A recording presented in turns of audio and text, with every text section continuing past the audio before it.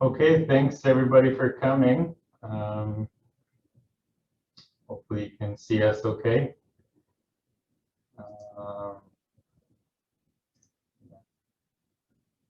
Do that. Okay, just put in the chat maybe, just to make sure you guys can see us.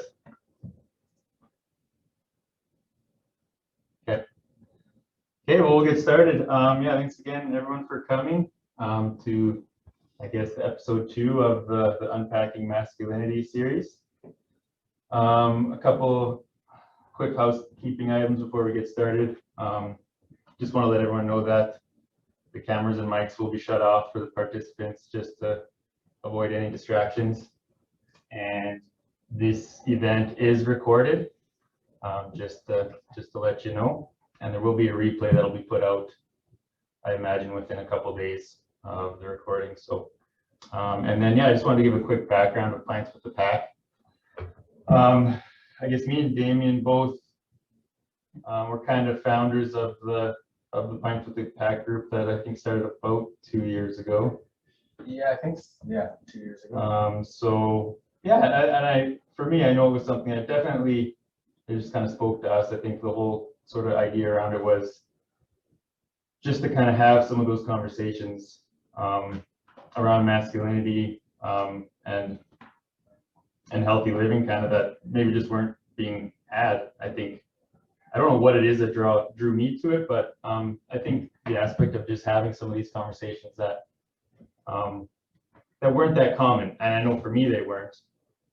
So that's kind of what started, and I know the last year or so has been kind of a bit of a gong show. Like, we've, I think, met once or twice in the last year. So that's sort of what brought us to do this online Zoom thing, is just kind of being creative and trying a new way to have some of these conversations and get a message out there. So today we will be talking about addiction, substance use, suicide. So just a bit of a content warning that if you didn't know that's what we're talking about, that is what we're talking about. So so yeah, let's kind of get into it. I'll introduce myself quick first. My name is Joel Bosch. I was born and raised in Medicine Hat. I've been in construction pretty much since I got out of high school, and I'm currently married. I have four little kids, 3 little boys and a girl. And yeah, and so I got these 2 amazing guys here with me today. Rick Armstrong, originally from Calgary, right?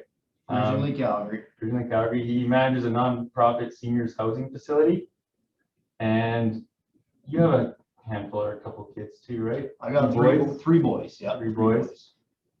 And he's also one of the co-founders of the organization Our Collective Journey, which we'll definitely talk a little bit about today too. So yeah, thanks for coming, Rick. Thanks. And Damyan Davis, so actually my brother-in-law, and you're originally from Brooks, working in oil and gas, and married to my sister, and you guys have 3 little boys as well. Yeah, I just thought about it. We all have 3 little boys. Joel's the only one that has a daughter, so it's kind of a cool dynamic that we all get to be here today to kind of explore, masculinity and what role that played in mine and Rick's addiction, the piece of that, or the addictions piece of our life, and kind of maybe give, the explanation of what alcoholism and addiction is. And for me, it's to identify a little bit of what role my role being a man kind of played in this, played in that, right? Yeah. Yeah, and I was thinking that the other day too, like, I thought it was 2 or 3 boys you had too, and it just, I think that plays a big role of why we're here, because I think about, having those little boys at home. It's like, I want to make a difference. I want to do something in my lifetime that makes a difference for them, and I want some of the struggles I've been through, and for sure you guys too, like, you want to leave the world better for your kids. And it's not just about your boys or men or masculinity, but I think it holds a deep place in our hearts for sure. Yeah, I think, what did I hear last week? I heard my youngest brother, I'm the oldest of 3 boys, but he said legacy. And I think when I thought about legacy in my life, I thought about, leaving something material for my kids. And when I really took a step back, I started thinking about the legacy of allowing them to have their experience in life and know that whatever they go through, that, they can come up the other side with support of other men, like ourselves.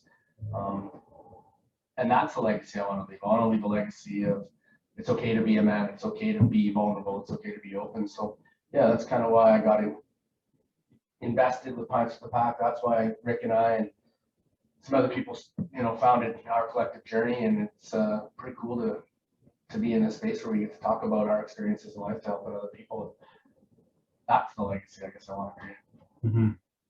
Yeah, and because that's kind of, I mean, I want to go in a little bit about like our collective journey, but that's kind of the whole message behind it, right? Is sort of the power of shared experience, right?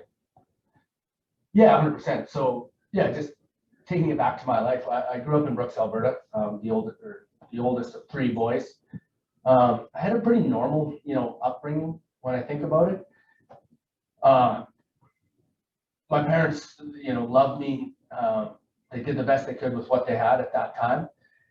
I never really put too much validity into, what it was to be a man or a little boy at that time. I just had fun and I played and I did things. But I shared this last Wednesday in a different forum, but I remember being in grade 4 and I got these baby blue Converse sneakers, high tops, those Chuck Taylors, and I was so fucking proud of them. And when I got to the schoolyard wearing these Chuck Taylors, I just got this anxiety and this feeling of just impending doom. And I remember taking them off before I went inside, and I hid them in my backpack because I didn't want, to be ostracized from the other kids at school for these baby blue sneakers I was wearing, right? And I was afraid to show my uniqueness, right? And that fear that I had inside of me of being unique, of being myself, it was always there. And I never really knew that it was there. I couldn't put a finger on it, right? I just thought that that's how little boys, just how I was supposed to feel, that everybody felt the same way. And I found, booze in the 7th grade. I found, started drinking. And that's when all that anxiety and that kind of confusion inside of me went away. It kind of got real quiet real quick. And it was kind of my solution. And it allowed me to become who I thought I was. I was funny, I was outgoing, I was somebody that people liked, and booze was awesome. Drinking was amazing because it was a social lubricant for me at a pretty early age, but I still had a lot of fear, and I didn't even know that that's what it was. I just didn't know how to be me in front of other people, right? And it took me to a really dark place because booze and drugs have been a part of my life from when I was in the 7th grade until I was 36 years old. I'm 30. Well, no, I'm not 30. I'm 43 now. Yeah, I'm 33. I'm going backwards in age. So I'm 43 now. So I've been sober now for 6 years and a little bit. And finally, I'm learning. I had to learn what it actually is to be a man or to be a human being on this planet. And it's through my experiences of, my childhood, my teenage years, college, my professional life. All of those experiences have led me to this moment, on February 21st, 2021, sitting here with you guys, being okay with every experience that ever happened to me in my life, no longer being a victim or blaming other people for being a man or for being me.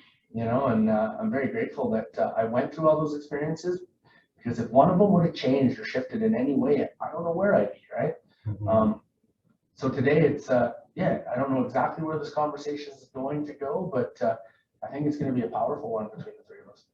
Yeah, for sure. So that, like drugs and alcohol, you said when you found that when you were how old? 7th grade. I don't even know how old I was. 12, 13. Yeah. So is that like, that was kind of like something that you grabbed onto, that like it, or maybe that was like, was that kind of like drugs and alcohol have helped you establish kind of like what a man was, or like you kind of built up? It gave me some kind of an identity that allowed me to be the things that I thought I wasn't, you know, and it allowed me to interact with people without fear, you know. I guess I kind of, if I can take it back and with the understanding I have of who I am now, that fear of being myself and I guess the social norms around how little boys show up in the world, how teenage boys or high school boys show up in the world, excuse me, led me to not be comfortable with showing you that I was afraid. You know, if I showed you I was afraid, then you had the opportunity to, you know, have power over me. So I never showed fear. I had a lot of violence in my childhood. You know, that was my example of corporal punishment in the home. There was, you know, a lot of spankings and violence that escalated throughout my life, and I just thought that's how I was supposed to be. You know, if I had fear inside of me, I was going to lash out with anger and rage, and we were going to throw down, right? And that was throughout my life. I can really see that part of that at some point was I had so much pain inside of me that I just wanted to feel something.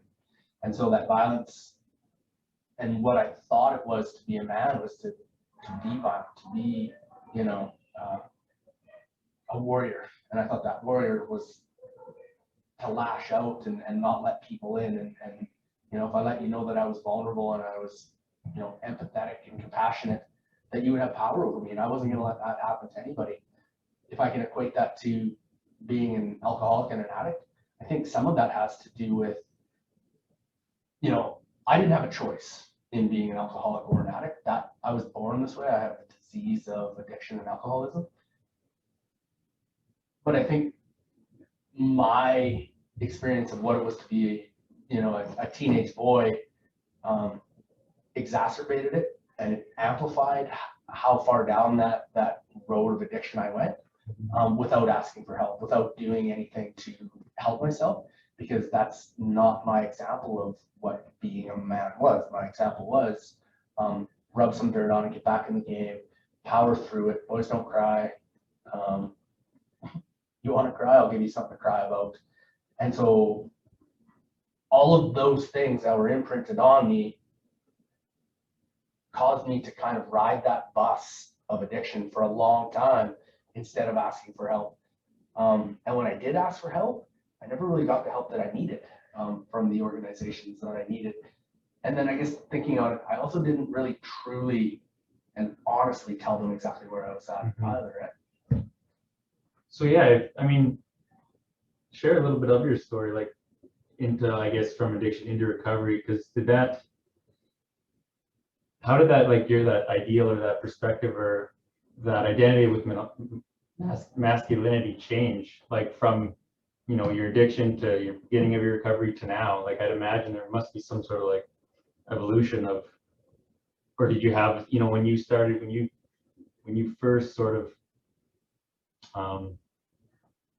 stepped into recovery, did you have maybe a new, like someone that stepped into your life that was a new role model of what a man looks like? Is that, or yeah, just share a bit of that part of your story. Yeah, so I bounced in and out of treatment centers and different 12-step programs, attempting to find solution to the pain that I was going through. And nobody ever told me what I was, which was an alcoholic and an addict that has a disease, right? And I had to go through a lot of pain and suffering to get to a point where I was willing to do something and take action so that I could get well.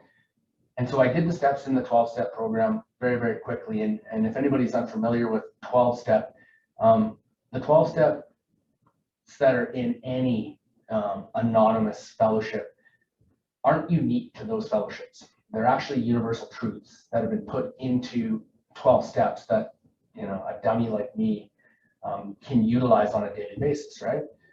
And so I did those things very, very quickly because I was suffering, I was dying, right? I came into the rooms of a 12-step fellowship not to quit drinking, but I wanted to quit wanting to put a gun in my mouth and blow my brains out. And as a result of walking into those rooms and finding somebody that knew exactly what I was and could explain it to me, that I have the phenomena of craving, which is when I put booze or drugs in my body, I have an allergic reaction to it, that compels me to have more. When I'm not drinking or drugging, I have this thing called the mental obsession. The mental obsession is I want to stay stopped, but I can't stay stopped. So it's in my brain. So at the least inopportune times in my life, I would not be able to forget about the suffering and the humiliation that I had went through in the past, and I was back out drinking or drugging again. And the third part is I'm spiritually sick. So I'm disconnected from other people. I'm disconnected from the universe. I'm full of self, right? And that full of self for me in relation to masculinity is I'm too proud. I have too much pride. I have too much ego to allow people in and tell them that I'm full of fear and I'm full of anger and I'm full of pain, right? And so I did the 12 steps very, very quickly, and I started helping people, because part of a 12-step program is the service piece. It's the contribution piece to society, right? I always thought that I was unique in what I was going through and nobody would understand what that was like. But what I found out very quickly in 12-step is that there's a lot of other people that are going through the exact, maybe not the exact same version of trauma and pain that I went through, but they're going through their own, right? But then they also have solution, and that solution is what I grasped onto very, very quickly. Now, 40 some days into sobriety, I almost took my own life at a personal development seminar. And I had a pretty profound spiritual experience the next day after almost stepping in front of a bus.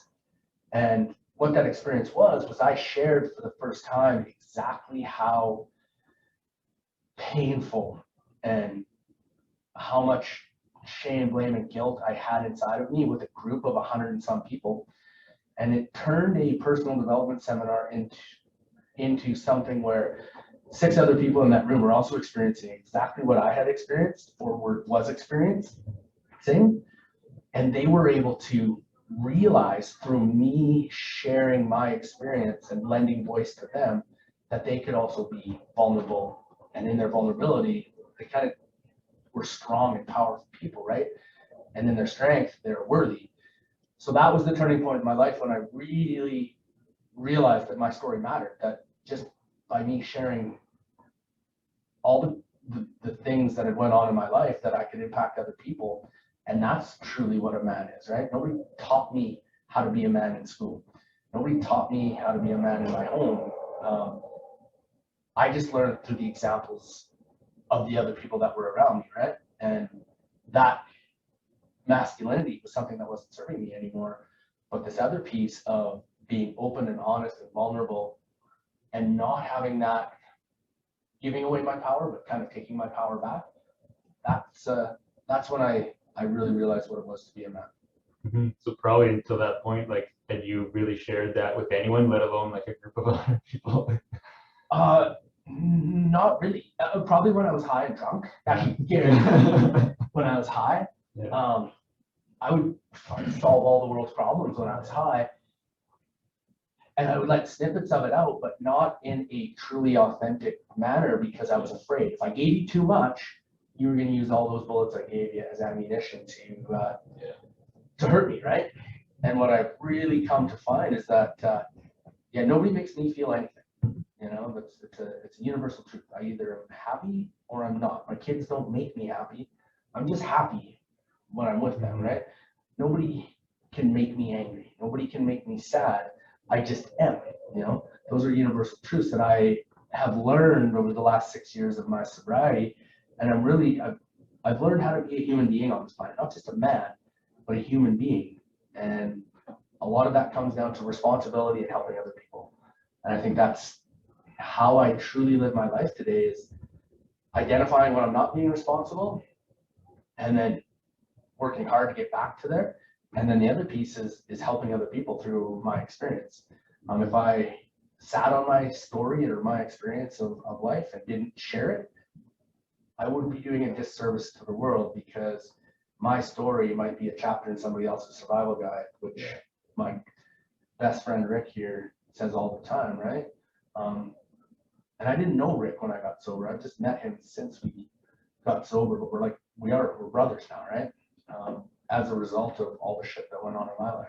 Yeah, yeah, I know you guys did say that was kind of like a aha moment, I think, when you shared each other's stories and you were both like finishing each other's sentences, like, and that's kind of what you're talking about, right? Like, it's, you think that you're in it alone, but yeah, and I think definitely that, like, I think that part of masculinity, like you opening up to a room of people like that, like, I know I have that, like, that fear of admitting that I'm, you know, I don't know enough, or I'm dumb, or a fear of like being found out, right? And I think that somewhere in masculinity, I think that fits into, like, I mean, even recovery and addiction, like, so afraid to admit our weaknesses, right?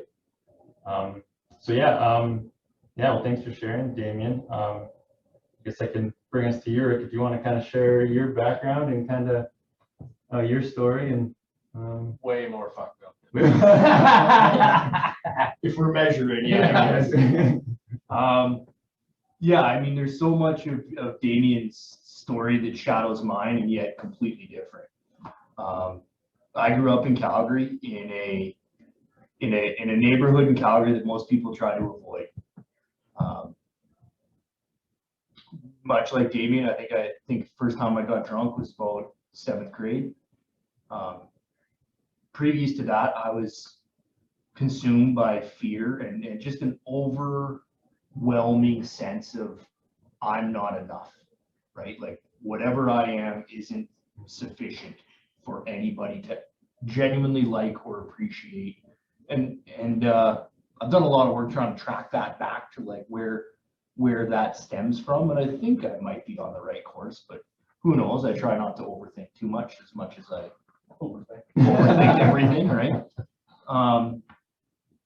I grew up, my father was a railroader. Spent very, very little time at home. He was gone, you know, he's maybe home 2 or 3 nights a week tops, and he drank heavily, right? So if he was home, he wasn't present, and if he wasn't in a particularly good mood. That was my example of what it was to be a man as a child. So when you couple this overwhelming sense of insecurity and fear with the only example of a man is to just drink, it was kind of a recipe for disaster, I think. I was, again, much like Damyan, you know, looking back, you know, I was an addict and an alcoholic long before I had my first drink or drug. It's who I am. It's in my DNA. I firmly believe that. I have the disease of addiction. Irritable, restless, and discontent. Those are the qualifiers, right? That's in a state of sobriety. I am irritable, restless, and discontent. That's who I am at the core, right? Yeah, 7th grade rolls around. I remember the first time I got loaded. All that fear went away, all that anxiety, all of the concern about what people are going to think of me. And you know, Damyan talks about the violence in his life and growing up. I was much the same, but mine was in community, right? It was like, I mean, the first time I had a gun pulled on me was in grade 4. I'd been stabbed twice by grade 7. You know, it wasn't at my house. Well, it was. I had, you know, my father wasn't always the best guy, but it wasn't any better out in the community for me, right? Being a big guy too, I was like, I think by the 7th grade, I was like 6 foot and 185 pounds, right? Like, I was a big kid, young, and that kind of made a target on me. Like, as much as I never got it, because I'm like, well, why do people always want to mess with me? And I think, you know, that same insecurity that I had, they had, and they're taking a shot at the biggest guy in the room, right? Which unfortunately was always me. And not to say that I feel like I was a victim, but it was just everybody was finding their way, right? But by about the 7th grade, I remember drinking for the first time, and I think that was the first time I like started playing a character, right? I was probably 12 years old, and I almost immediately I stopped being me.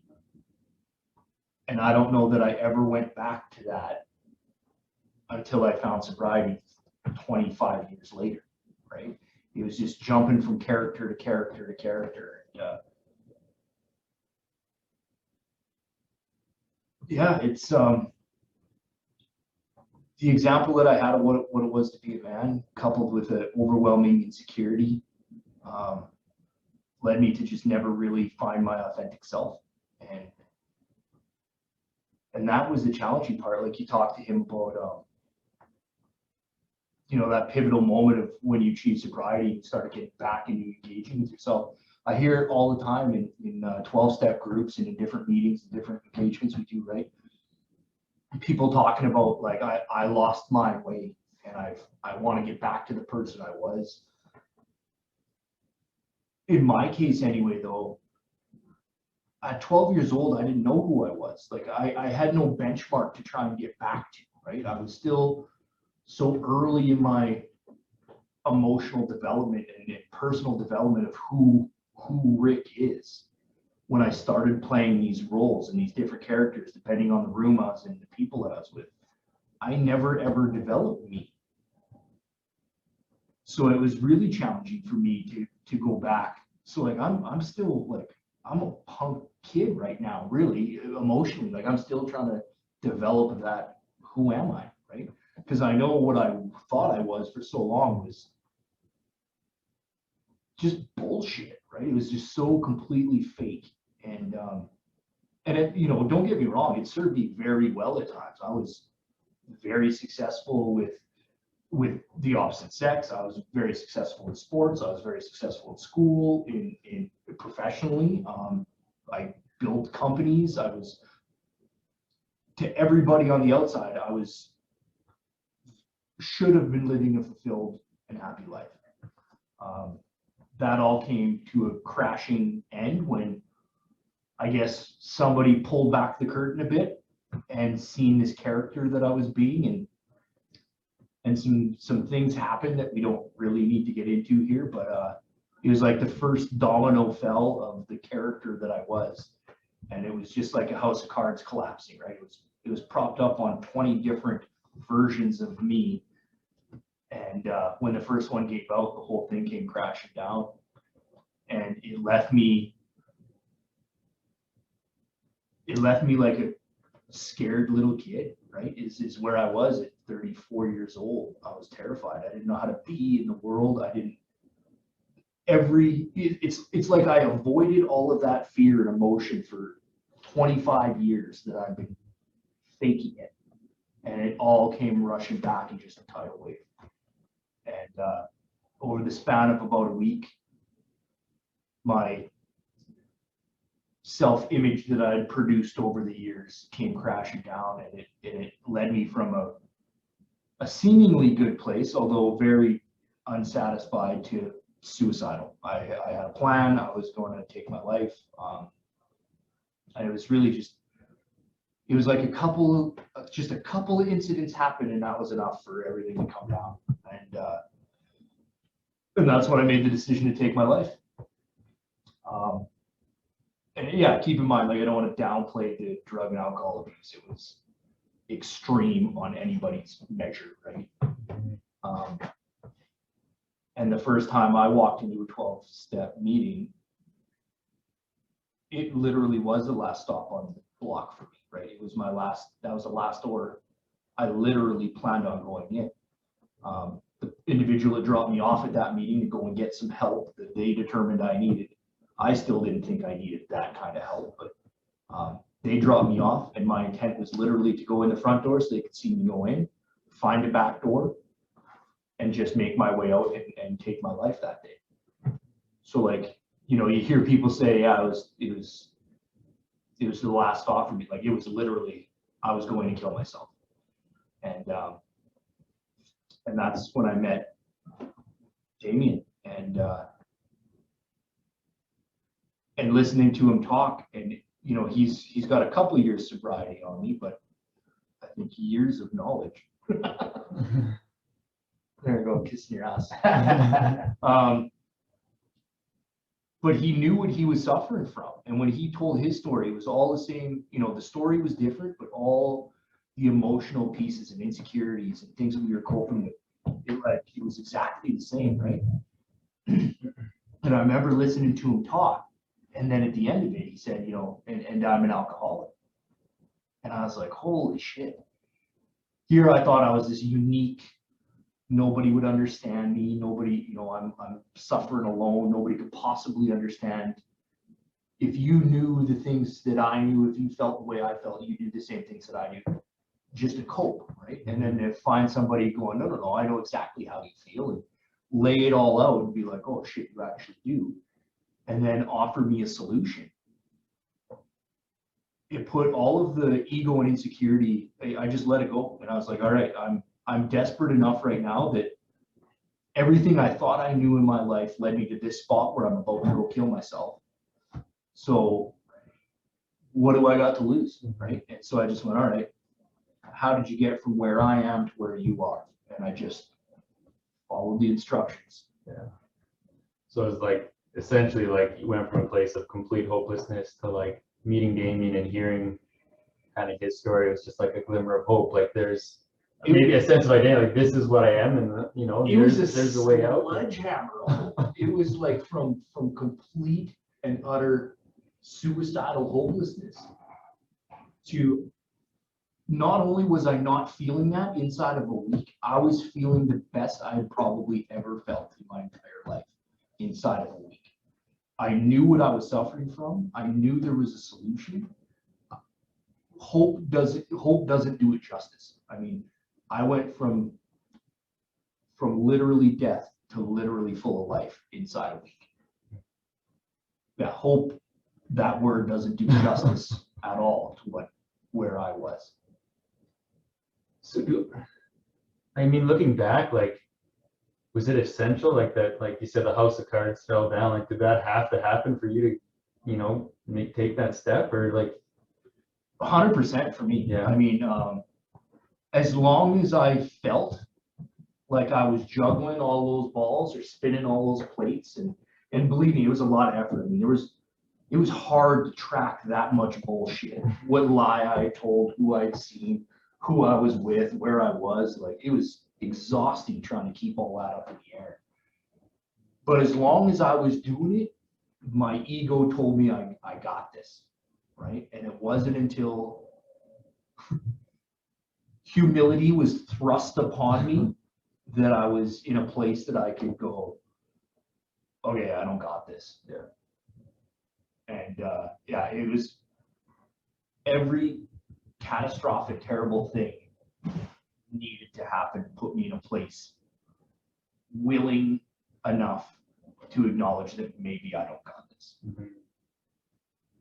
Yeah, I think no matter what you're going through, I think admitting that you don't got this is never an easy hurdle, you know? Do you remember that? I assume you kind of remember when you first met. Oh yeah, Rick, I remember the day, and it was, yeah, Rick sat down. I was sitting away from where he was, but I recognized the pain that he was in just through the energy that he was coming out of him. And I remember changing seats, sitting beside him, just creating, you know, a space where I could connect with a human being, and hopefully share my experience to allow them to help themselves, right? It takes a lot of courage. Doesn't matter if you're an alcoholic, an addict, or somebody that doesn't have an addictions issue. It takes a lot of courage to admit to ourselves and to other people that there's stuff going on within us that we don't have power over or control over, and then to listen to what other people have to say in support of us is also hard, you know. And you don't know what that ripple effect will be when you're just authentic, when we don't have to wear masks for every situation in our life, and when we can just show up the way that the universe wants us to show up to be of service to other people.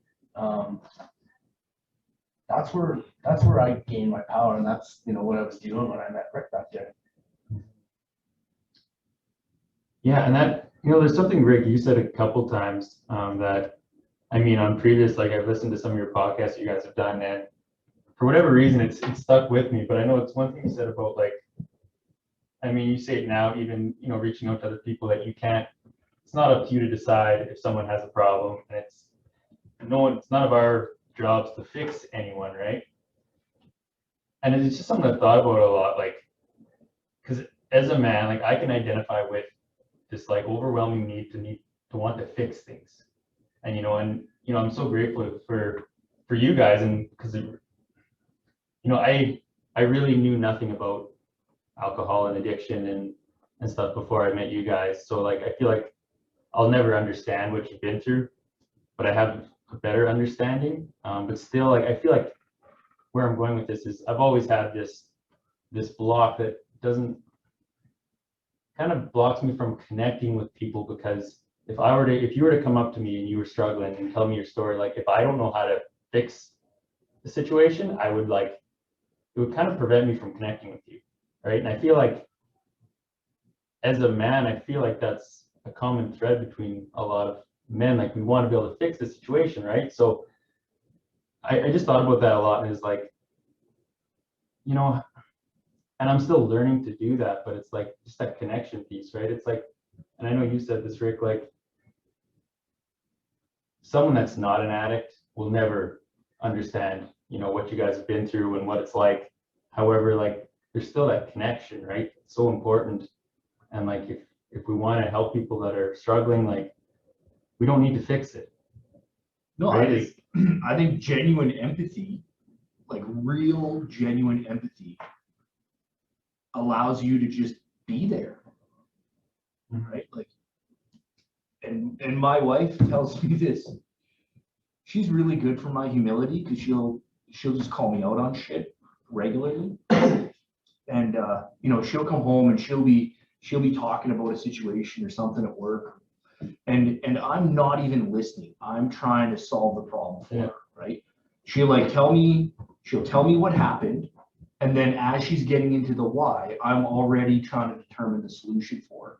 And I haven't listened to the why, and by the time she's done talking, I'm ready to give her the solution, right? So I'm not alone in that, like Not at all, right? And I don't know how many times she stopped me and said, I wasn't looking for you to solve this. I just wanted you to listen, right? And I'm like, not only have I not solved it, I didn't listen. I was too busy trying, you know, in my own head, sort shit out. And that's where I think real empathy is, because, you know, yeah, like you said, I said, you know, if you're not an addict or an alcoholic, you'll never get it. You know, if you've never been suicidal, you can't possibly understand that darkness. But thank God, right? Because if you did, that means you've been there. So like I'm happy that people can't relate. That's amazing. That's awesome. Good. Yeah. But true empathy is just listening. Like we don't need to solve it. You don't even need to try and put yourself in our shoes. Just listen, right? And listen with a willingness to learn, so that you have a better understanding of what you know. I don't want to make it about us, but I mean, in this particular situation, what we've been through, what our journey has been, and like bringing it back to, you know, what we do, I think is give each other permission, right? And the example I had of a man never gave me, and, you know, and don't get me wrong, today I love my father, right? He's been passed away for about 10 years, but the older I get and the healthier I get, the more respect I have for a man that I didn't for a long time, right? And the realization that he was doing the best he could with what he had. Like he didn't intend to make some of the choices he did, I'm sure, right? It's just a result of something that I'm trying to be empathetic about enough now to understand the situations that led him to where he was led, right? Because I mean, who the fuck am I to judge? Like, look where my decisions led me over the course of my life, right? But I think, you know, I was never given permission to be vulnerable. I was never given permission to be authentic. It was because it was just purely by example. It wasn't, nobody told me one day it's okay to cry, it's okay to do this. It's just truly being given an example. And I think, like, when we talk about our kids, between the three of us, we could have a baseball team, right? Of just young men. And at the very least, I think that's all we could do, is hope to be a physical, legitimate representation of permission to be vulnerable, right? You don't need to wear a mask. You get to be you. And not to say, like, if my kid's being an ass, I'm gonna tell him he's being an ass, and I'm gonna offer some correction, right? What that correction looks like in my household for me versus what it looked like for my father, drastically different things, right? It's not, to me, it's still not a free pass, but it's a very different narrative, and it comes down to giving somebody permission to be vulnerable and have emotions and deal with shit, and not just man up, suck it up. I'll give you something to cry about. We get to talk about shit now. That never ever happened in my household. And for me, it's like, yes, giving permission, but more importantly, show. Yeah. So By example. Yeah, by example. Like I did a lot of thinking, because I've talked a lot about being an addict and an alcoholic, and in the context of masculinity and addiction. It caused me to, take pause and to really think about it and process that over the last while. And all of the programs, or all of the, what we've said, boys don't cry, rub some dirt on it, willpower, all that stuff. None of those negative programs or negative beliefs or kind of the vernacular that's out there that we hear for men and boys, none of that caused me to be an addict or an alcoholic, right? That may have caused me to ride that dump truck closer to the dump before getting off, right? And I think what we're doing here today is hopefully lending voice to people that may be on that same dump truck that we were on and say, well, I can get off that, I can get off that way earlier through our experience. Let me learn, right? But at the end of the day, Rick had to take his to a pretty dark place. I had to take mine to a pretty dark place. I don't get to judge anybody on how far they ride that bus, or that dump truck. That's their journey. All I can be is the voice for people that might not even know that they're addicts or alcoholics, that might not even know that this is what they may be, and then just create a conversation, And I really practice that listening piece that Rick talks about, that we were talking about, like trying to fix things, I attempt to be with my wife when she's talking, What I've learned is that I have all the solutions inside me. I just get tuned out to those solutions because they get uncomfortable, and the pain that comes with those I don't want to always take action on, right? I don't just get to hold on, until the pain ends. I have to take action so that pain ends. Holding on is tough. Holding on to, I equate it to a monkey bars. I'm holding on, and it's going to get better, but now my arms start to get tired. It gets tough. Yeah. And when it gets tough and I can't do it anymore, I just let go. Well, through what we're talking about, action has to be taken, and it's self-awareness within yourself that whatever's going on up here isn't right. So I'm going to go out, I'm going to seek solution. And when somebody comes to you, Joel, that has an issue that you have no experience in, it's just hold space for them and don't let them walk this journey alone and say, I don't know, but I'll work with you to find out who knows, right? In whatever that scenario is, so that they can get the help that they deserve.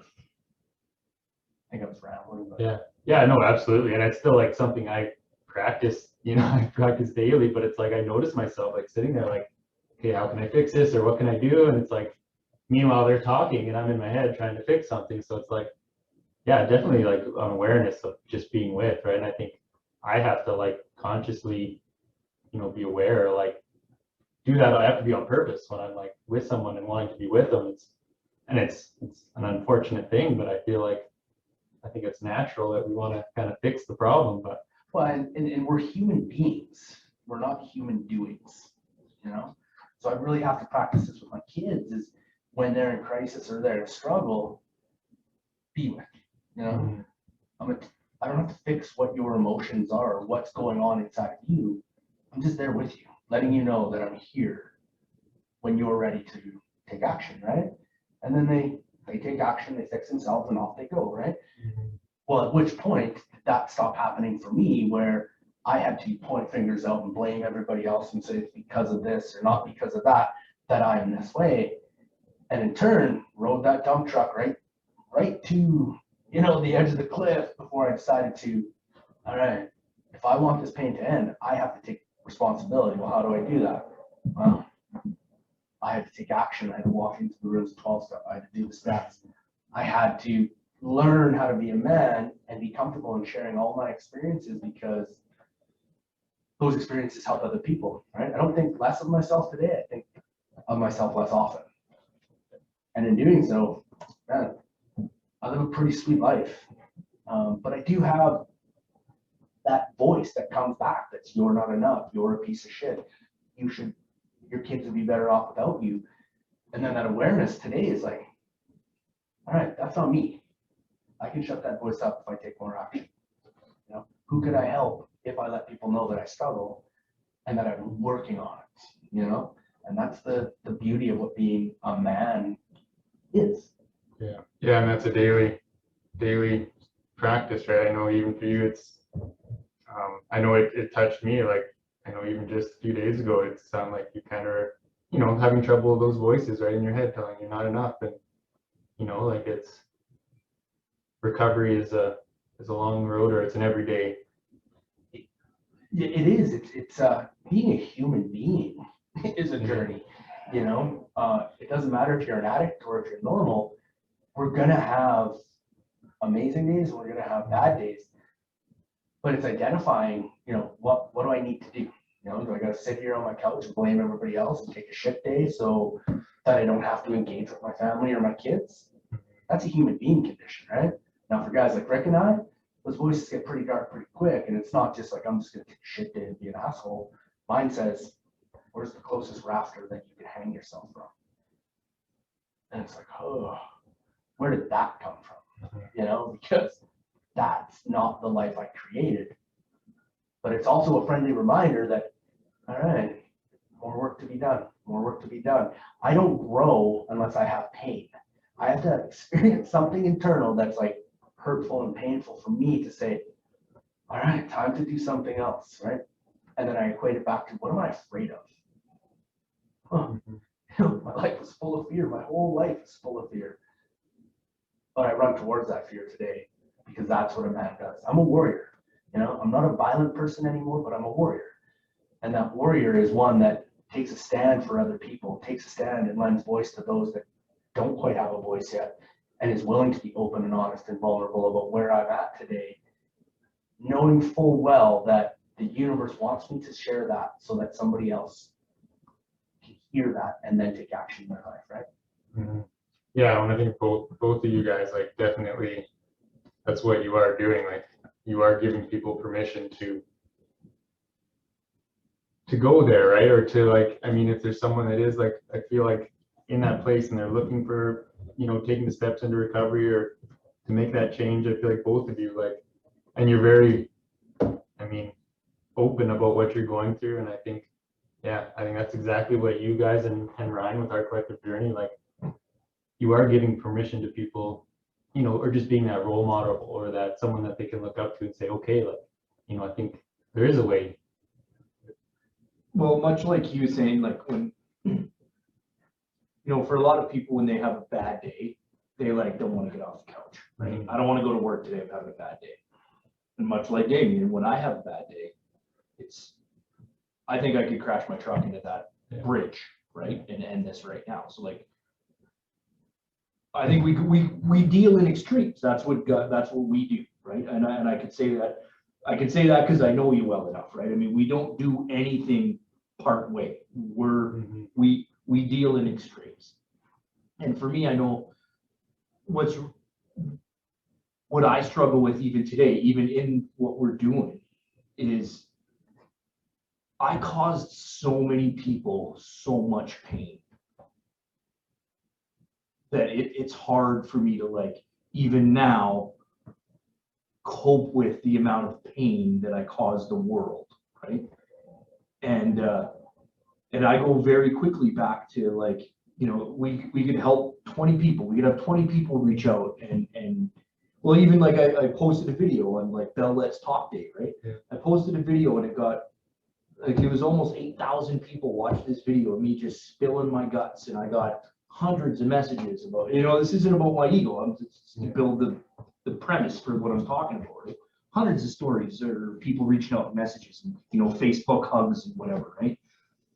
And as I'm going through the analytics of it, I see that 3 people stopped following our organization as a result of that video. And immediately my brain disregards the 8,000 people that watched it, the hundreds of people that reached out, to the 3 people that didn't want to hear any more of me. And all of the insecurity, all of the pain, all of the shit comes flowing back, despite all analytical evidence that it was a huge positive for positive energy that I put out, right? I immediately focus on those 3 people, and I build backstories. I figured out who they are in my head, and it's because I did this to them. And then I get into like this cycle of, I'm just a fraud. I'll never do enough good to outweigh the pain. And like this thing that by all accounts was a huge, awesome thing for me, takes me to a very dark place really quickly. But like you do the math on that, 8,000 people for 3, like how am I letting that control me, right? And that's where, like, you talk about an awareness, right? And I'll go to that dark place really quickly, seemingly for unrational reasons. But now the gift that I have is this awareness that I'm like, you know, it doesn't stop me from going there. I just can catch it a whole lot quicker and like, oh shit, nope, I don't want to be here. And because I've had people in my life help me get to a point that I can put words to it, and I can be like, holy shit, I'm in a dark place, and talk to a friend and have them go like, listen, dude, like, and just talk me through it, but be vulnerable enough to like pick up the phone, not go through that by myself, and then readjust. It just comes down to awareness for me, right? And I'm afforded that awareness as a direct result of the steps that I've taken. This isn't a hold on, right? Because if I sat there and held on, the pain will end, and I didn't do something about it, yeah, that pain might have ended, but it might have ended everything, right? If I just hold on and just live in it, that isn't the solution for a guy like me. I need to take action. My mental health, my ability to move on, my ability to deal with my demons, there's a direct correlation with action, not just thinking about shit. Because thinking about shit for me is gonna kill me. I need to do something about it. And I think that's like I don't know if you'll mind me sharing this, but when you reached out to me last week, it's a very hard thing to do when you do have an awareness and you want to reach out. You're like, oh, what if they don't answer? What if they reject me? What if they, you know? And so I make up this story in my head, like, I'm not worthy of another man's support. You know, if I'm vulnerable, they're gonna think less of me, right? But what I found is that I have to push through that and say, no, I'm gonna reach out. And when I do that, magic happens, right? Because when I'm talking to you about what's going on in your life, all of that craziness that I may have been dealing with goes away, right? So we're sharing a connection, which allows us to support each other. But why is it so tough to pick up that phone and say, I'm suffering? Yeah. You know? But I think on the other side of that is we're doing things different, you know, progress, not perfection. I can honestly say, like, instead of being 2 weeks or 2 years of darkness, it's like sometimes minutes, sometimes an hour where I have to suffer. And then I'm like, okay, I got to do something here because I know that this is where I'm supposed to live. I'm not supposed to exist and be in this crisis and this pain and this trauma. I get to grow. I get to reach out. I get to help somebody. You know, when I do that, all of a sudden my shit goes away and I stay sober. My kids get to see an example of somebody that reaches out and asks for help. Yeah. And why is it so hard to make that call? You know, it's like, Well, an iPhone weighs 1,000 pounds, right? So it's I don't know about your phone, but mine's really heavy and only works on good days. yeah. Yeah, it's so true. And yeah, I know exactly what you're talking about, Rick. And I think just that it's so easy to dwell on the negatives, right? And it's like,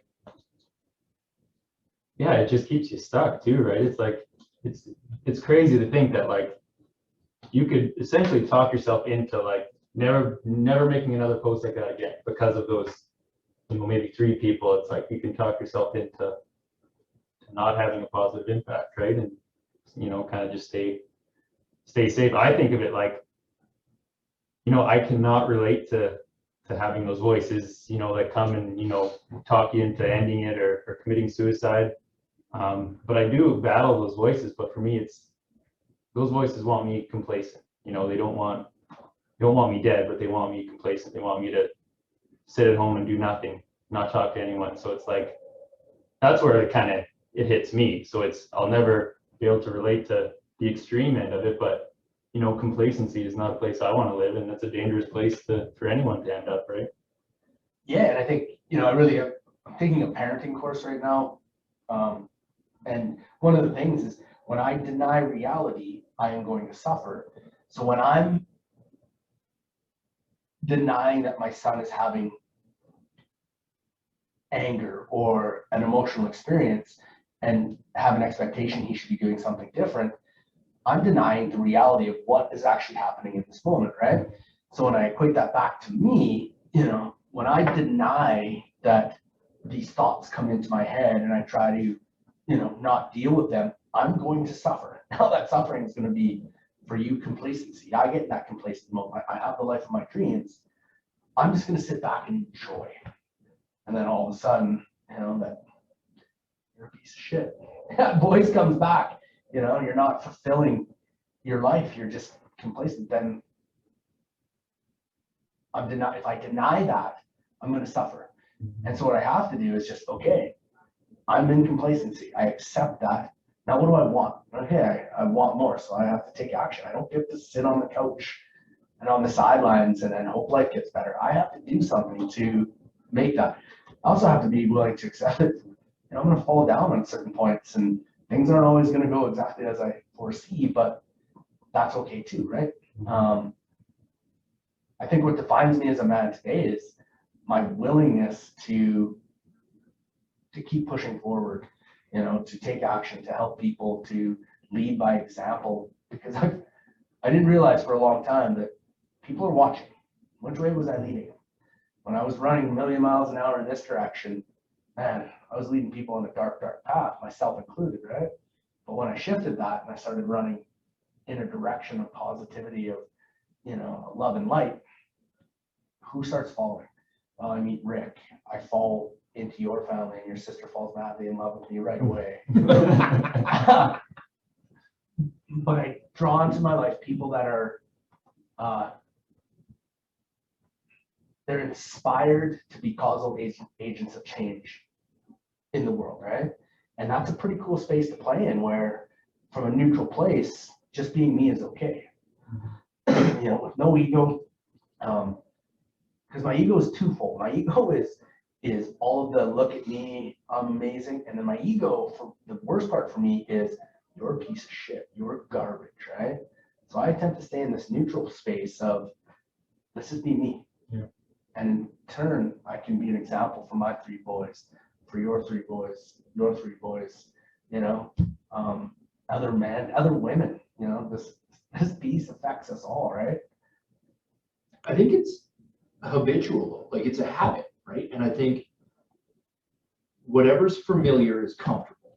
So if, you know, darkness and loneliness is familiar, that's what's comfortable. Like I can say for sure, I sat in misery for a long time because it was comfortable, which is like fucking insane to think about, right? But it's just what I knew. And they're like, you know, the fear of the unknown, right? What's on the other side of that? Well, I don't know, but I know what this feels like, and maybe this, it's just comfort, right? Like, and whatever demons you're battling, whether it's, you know, self-image or addiction or whatever it might be, right? It's so easy to become complacent because that's comfortable, and breaking through that is uncomfortable and it's scary, and you've got to confront some shit. And like, I can appreciate how hard it is to move out of that, because I was that guy that stayed in it I stayed in a life not knowing who I was for 20 years because it was comfortable to not have to explore who I am. I could just be characters, right? And like, to get through that it's hard, but it brings me right back to action, right? It takes action. The result of my emotional well-being is in direct correlation with the amount of effort and action I take. I can sit and shit all I want. It's warm, right? Like, hey, how's that for a visual this morning? Just thinking of my 2-year-old. But I mean, like, it's comfort, right? And to step out of that is fucking terrifying, but you don't need to stay stuck, right? Like, staying stuck in repetitive behavior, that's a choice. That's a conscious choice. And like, we, you know, I don't want to speak for both of us, but I'm sure it's similar. You know, when we get a newcomer coming to a 12-step program, I'm like, you know, you had an excuse up until today. You can keep going back out. You can keep suffering. You can keep doing that. It wasn't your fault until today. Now I'm telling you there's a solution. I'm telling you there's a way out of this. From this moment forward, you're choosing to stay in that spot. So quit blaming other people or take some action. Right? Yeah.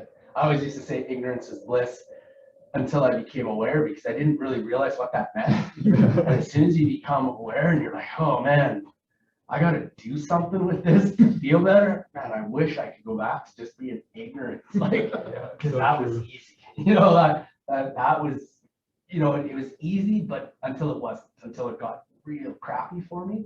But I'm so grateful that I have this awareness today on how I'm supposed to live, so that I can be that example, right, of what action looks like. And action's going to look different for other people dependent upon what they're going through. But it's so worth the effort, because change is constant. Growth is optional, right? Things are going to happen around me all the time. And I can sit there and not accept that, or I can grow and become the version of me I'm supposed to be and keep moving forward. You know, maybe have another baby. Catch up to you, Joel. I'm out. I'm tapped out of that game. Yeah, so I mean, it just makes me think of, like, you know, what other things can we do, especially in our community? And maybe that's if you guys want to share a little bit about our collective journey for people that don't know about it. Like, what, I mean, I don't even know if I know of all of what you guys are up to and what you're doing, and what that action looks like for you guys. I don't even know what half the time. We got to get a shared calendar so we know all the places we're supposed to be. Just kind of day by day, just being there when you need it. And I think the overarching idea and concept of our collective journey is, I never would have gotten out of my darkness. I would have taken my life that day if I didn't hear somebody tell my life story. I didn't hear somebody else. I was alone up until I wasn't, right? And now through the course of this organization, you know, we started in October, middle October, I guess, and we've dealt with hundreds and hundreds of people already. But, you know, talking with people with either in a suicidal state or with suicidal experience, the underlying constant, you know, there's a million stories of what led them there. The underlying constant thing is a sense of feeling alone. So our goal is just keep sharing stories, right? Finding, because I know, like, him sharing his story saved my life, because I wasn't alone, right? And so our goal is to get as many people just talking and you know, saying, I'm having a shit day. This is my experience. I've been through that, right? I've been through that. I've been in your darkness, but I've got my way out. And not only like we're not the organization that'll hand you a call list of call these 5 numbers, somebody will help you. We're like, no, we'll where do you live? We'll come get you. We'll drive you to the meeting. We'll sit through it with you. We'll advocate for you. We're here for you. We are here to support you. And in the end, I mean, like, you know, we talk about how we measure our success as an organization. And I think it comes down, you know, to taking that person that's reached out for help and supporting them through their entire process until they're in a position to help the next person, right? So now we've got people that have, you know, we've helped get through whatever their darkness is, and they're looking to give back, right? And it's like, how do you give back? Well, be that mechanism of change in the community, right? Support the next guy. And it isn't at all limited to addiction and alcoholism, right? That just happens to be our subject of expertise. But we've had women reach out with postpartum. We've had people reach out with sexual abuse trauma as a child, as an adult, domestic abuse stuff, right?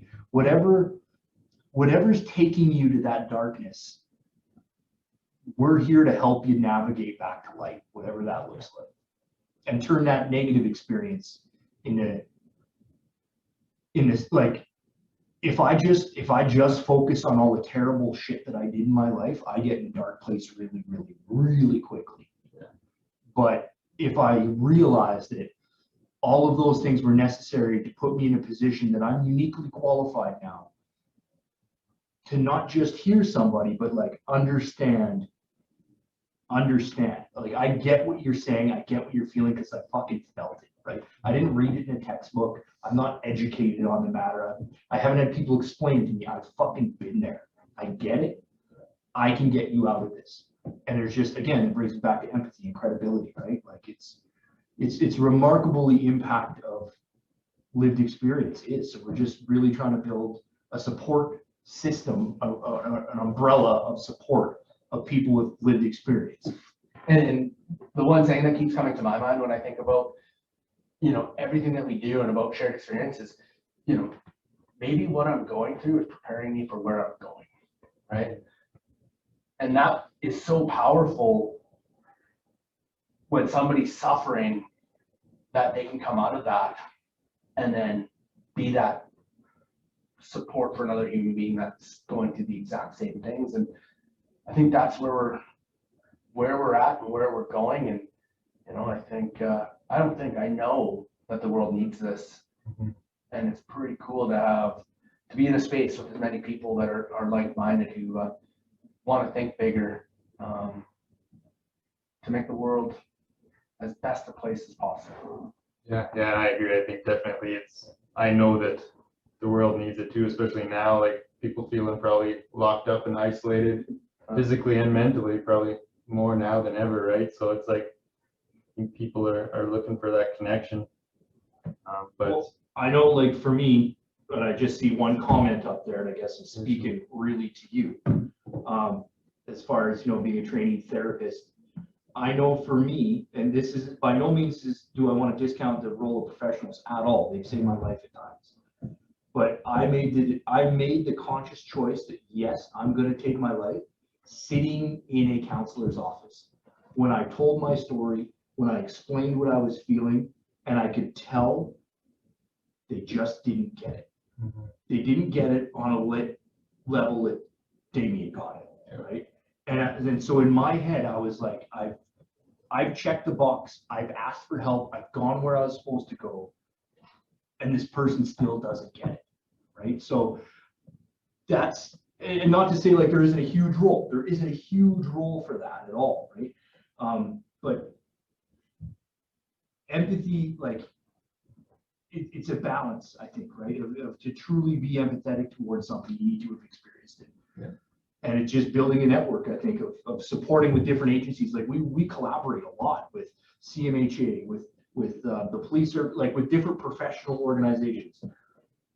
And we encourage people to visit them, right? But but I wouldn't have gotten to a point that I was willing to hear them if it wasn't for somebody going, I've been there, this is my way out. And part of that encompassed professionals, right? So it was giving me permission to trust them, I guess. Right? Yeah.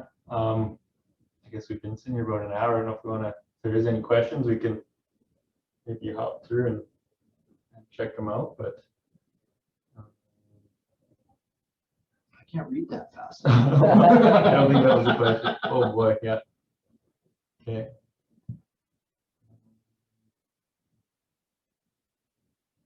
You also, so you articulated so clearly feeling these things try to dominate masculine gender norms. You know, that other masculine gender norms like competition, risk taking, restrictive, emotional, or go hard or go home mentality that may impact my substance use. So, yeah, with that question from Next Gen Men, did those masculine social norms cause me to be an addict or an alcoholic? No, not at all. Did they cause me to use in a manner that was risky? Yes, you know, that's the culture that I grew up in. However, I wasn't doing anything abnormal in comparison to my peers. Where I grew up in Brooks, Alberta, that was just the normal way of drinking and drugging. That did not cause me to be an alcoholic or an addict. It may have exacerbated, you know, the rate with which I got to that hopeless state, which I'm kind of grateful for, because at 36, I got to a pretty dark place, and that's where I decided to get off that dump truck, so to speak. But in my case, no, it didn't. That go hard or go home mentality didn't cause me to be an addict. So this question, Rick, you talked about your work with supporting your peers who struggle with addiction, suicidal ideation, mental health trauma, etc. This sounds like a wonderful example of community care. I'm curious though, if you see this playing into the I need to fix it mentality you alluded to earlier.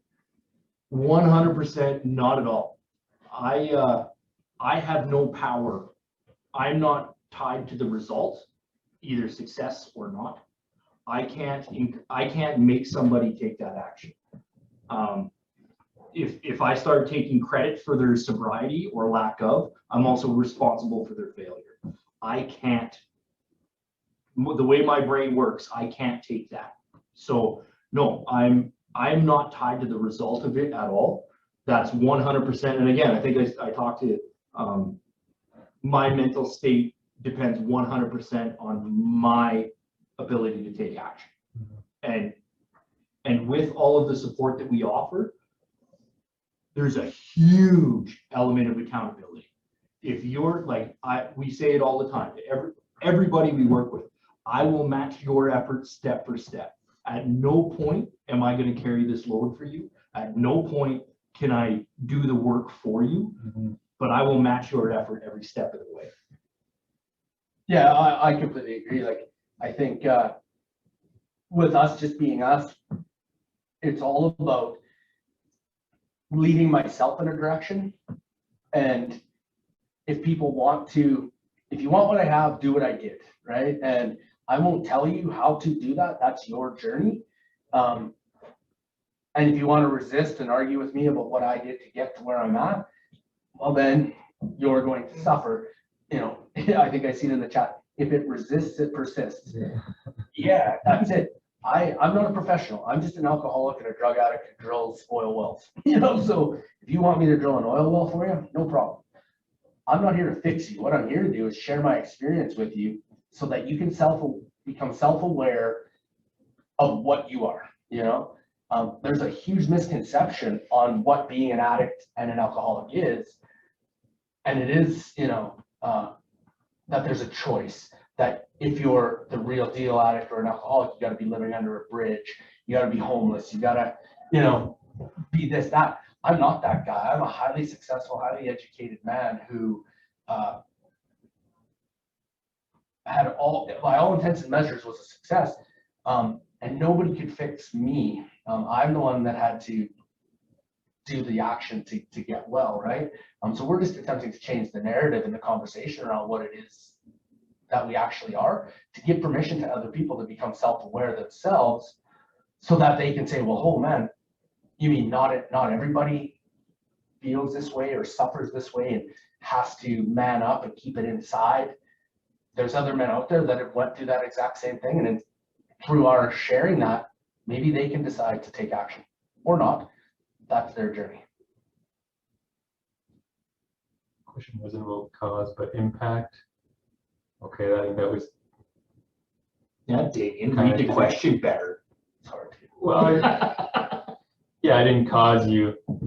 It wasn't the cause of didn't cause you to be an addict, but I think we kind of talked about it. It does play a role, but yeah. What role those things played in my addiction was me not asking for help or not feeling comfortable or allowed to reach out sooner, right? Mm-hmm. So yeah, it didn't cause me to be who I am, but it did stifle my ability to feel worthy enough to get off. I wanted to get sober 13 years before I got sober. Mm-hmm. However, the fear of what's my social circle going to look like? How am I going to have sex? How am I, I built up, like Rick said, these characters around drinking and drugging that supported the life that I thought I wanted, and thought the life that what I wanted to portray to the world. And it really did. It affected me not being able to get out of it sooner. However, I'm grateful I didn't get out of it sooner. I had to get out of it when I got out of it so that I could be sitting here today. Mm-hmm. So hopefully I answered it in a way that makes sense. So, yeah, I don't know if there's any other questions or anything else you guys want to add or discuss today. I think we covered a bit. Yeah. Action is kind of what we can take out of this. You can stay in whatever funk you're in, whether it's drugs, booze, depression, whatever. You can stay. You're free to stay there as long as you want, and nobody is going to convince you otherwise until you're ready to take the necessary action to make a change. And I think it doesn't matter if we're alcoholic or an addict or somebody like yourself, Joel, that just is growing in life. I think the power of what we're talking about is just sharing where we've been, what we went through, and where we're at now with other human beings on a completely honest level that allows them to lend voice to themselves at a certain point, that what they're going through is okay. I think you said this to me a while back when you're talking to your son, like, whatever you're feeling is right. Mm-hmm. And I never got that example in my life, right? Let's put that in context. So my kid was punching holes in the wall at the time. Right. And I said, like, your anger is right. He had just lost his grandfather, and he was trying to metabolize what that was, right? And I've got 3 boys who all responded to that news very differently. And the one was literally punching holes in a wall. And I'm like, whatever you're feeling is right. The actions you're taking are not necessarily right. Right. And that's what it is. It's sometimes we don't even know what we're going through. And as a man, we attempt to just push it down or to not deal and to push forward. But I think with what we're doing is just maybe being that face that, oh, well, he looks like me. He sounds like me. And he is going through the same things that I'm going through. So maybe what I'm experiencing isn't right. Yeah. Or it is, but maybe I can reach out to that man and talk to him about it. And then they'll be there for me to show me what they did to get back who I was, I guess. I don't know. There are a lot of thoughts going on. Yeah, and I think not diminishing like any of those feelings. Like, I guess, like, if you feel like something's not right, like, even if you can convince yourself that it's nothing, like, pick up that 20-pound phone or whatever it is and call someone, right? I think, because you talk about it, like, I think part of your goal is to, like, you know, earlier intervention, right, to help these people before it gets to the point where they want to drive off the cliff, right? So it's like, you know, and I think as I can relate to it, it's, you know, even if something's beating you down, even if you're telling yourself it's not a big deal and suck it up, like, yeah, just reach out or call someone, right? I think like it's the little things that we kind of, I think we're good at downplaying potentially, and it's just one step down the road. You know, if you just keep pushing it down and sucking it up, you know, you're going in the wrong direction. But well, it's realization too, right? I think because, you know, what's familiar is comfortable. Yeah. It doesn't make it right or wrong, but we, you know, that the emotions that I had become so normalized to me that they were comfortable. So I didn't even recognize them as wrong. I didn't recognize them as unhealthy because they were so normal and comfortable. As much as they were slowly convincing me to kill myself, and then eventually really quickly convincing me to kill myself, they were normal. So I think that, like, that's a big piece, I think, is having people go, listen, if you happen to be feeling all of these things that I felt, guess what? It's not normal. right. And then, you know, and then the awareness piece kicks in, because if that's what you've normalized, that's normal, right? So to convince somebody that it's not normal, that's a challenge, right? Mhm. Like, so I think part of that early intervention, early recognition is to make sure people, you know, maybe it's through our experience, if they're like, oh wait, so all of these things that I'm thinking and feeling aren't normal, there is another option, right? Like, I didn't know that there was another option other than to feel the way I felt, because that's what was normal to me. Yeah. Yeah. Ditto. Awesome. Well, check and see if there's any other questions before we